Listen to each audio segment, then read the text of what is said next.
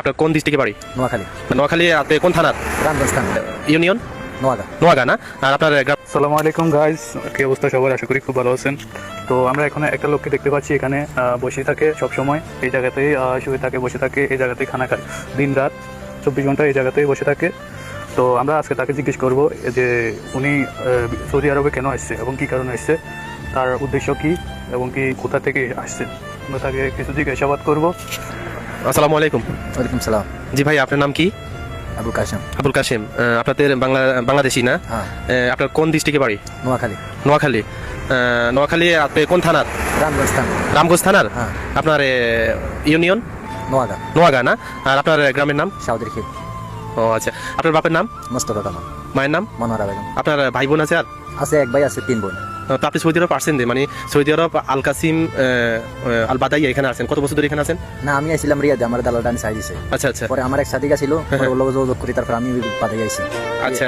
এখন মানে কয় বছর হয়েছে আপনি সৌদি আরব পারছেন? আসছি 2 বছর 8 মাস।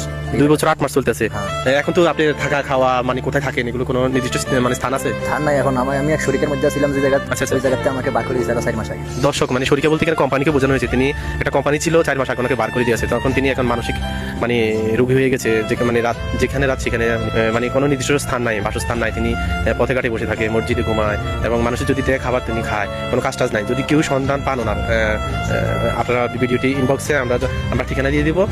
ঠিকানা তো শুনছেন, ইনবক্সে আপনারা মানে ইনবক্সে যোগাযোগ করুন, তাহলে ওনাকে যদি সম্ভব হয় আমরা বাংলাদেশে পৌঁছে দেওয়ার জন্য মানে এই কাজ করবো। যদি আপনারা কেউ ওনার সাথে আত্মীয় স্বজন থাকেন সৌদি আরবে, আমাদের সাথে যোগাযোগ করুন।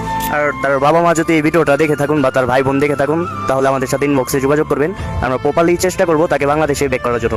কি বলেন ভাইয়া? হ্যাঁ। আর এটা হচ্ছে ভাই, এটা তো মিডল ইস্টে সৌদি আরবে এগুলো আছে। এই দেশে কোনো মানে অনেক শিশু রোগী বা কোনো পাগল টাগল এগুলো রাস্তাঘাটে থাকে না, ওরা জেলে বা অন্য একটা ইয়েতে নির্দিষ্ট জায়গাতে থাকে। কিন্তু উনি তো আমাদের বাংলাদেশের উপর একটি প্রভাব আসতে পারে, কিন্তু আমরা যত দ্রুত, কিন্তু উনি অনেক ভালো আছে, কিন্তু একটা মানসিক প্রবলেমের কারণে তিনি একটু অনেক মানে ভয়ভীতি কাজ করতেছে ওনার ভিতরে। তো আপনারা দ্রুত মানে একটা চেষ্টা করেন যে ওনার সন্ধান যদি কেউ, ওনার আত্মীয় স্বজন আমাদের সাথে যোগাযোগ করে ইনবক্স, তাহলে আমরা ওনাকে প্রসেস করে বাংলাদেশে পাঠানোর জন্য চেষ্টা করবো।